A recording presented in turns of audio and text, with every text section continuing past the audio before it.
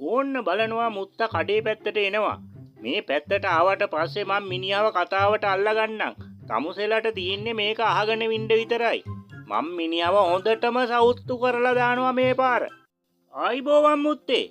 කොහොමද මේ දවස්වල? අපිට ආරංචි රජවාසල පැත්තේ ගිහින් ආවා කියලා. ඔව් ඔයි රජතුමා මට පණිවිඩයක් එවලා තිබුණා. ඉතින් නොගිහින් බෑනේ මම ගියා. ඉතින් මුත්තට රජතුමා මොනවද කිව්වේ? කිව්ව දේ නම් ඉතින් අහගන්නවා කොහොමදට? රජතුමා මට කිව්වා කාලෙකින් දැක්කේ කියලා. ඊට පස්සේ රජතුමා මෙන්න මෙහෙම දෙයක් මට කිව්වනේ. මුත්තා කොහමද අපිට කාලෙකින් විනෝද වෙන්න අවස්ථාවක් ලැබිලා තියෙනවා.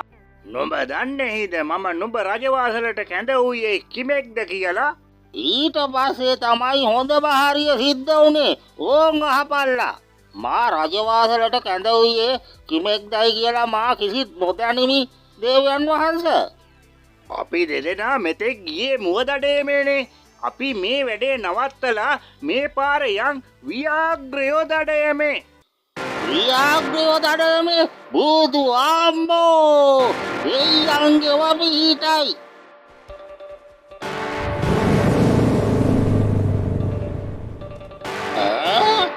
අම්බෝ අයියෝ ඇයි නුඹ කැමති නැද්ද ඒ කාරණාවට?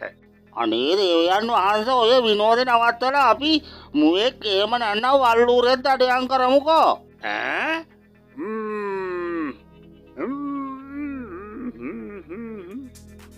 එහෙම හරියන්නේ නෑ ඔයි. මමයි කියන්නේ. මමයි මේකේ රජතුමා. අම්බෝ අයියෝ ඉතින් මුත්තේ මොකද උනේ? වැඩේ හොඳින් කෙරුණාද? හරිම අපූරුයි. හරිම අපූරුවට වැඩේ කෙරුණා. ඕන්න ඊට පස්සේ අපි ව්‍යාග්‍ර දඩයමේ ගියා.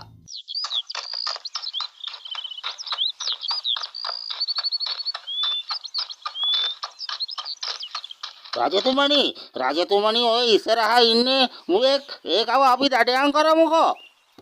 බෑ උන් හරියන්නේ නෑ. මට ඕනේ ව්‍යාග්‍රය විතරයි.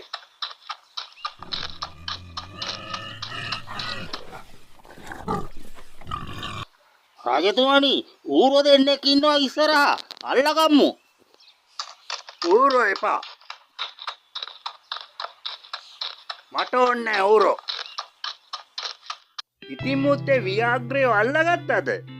නෑ ඕයි එක ව්‍යාග්‍රයක්වත් කැලේ අහලකවත් හිටියේ නෑ. එහෙනම් මුත්තා කලින් කිව්වේ වැඩේ හොඳ විදියටම කෙරුණා කියලා.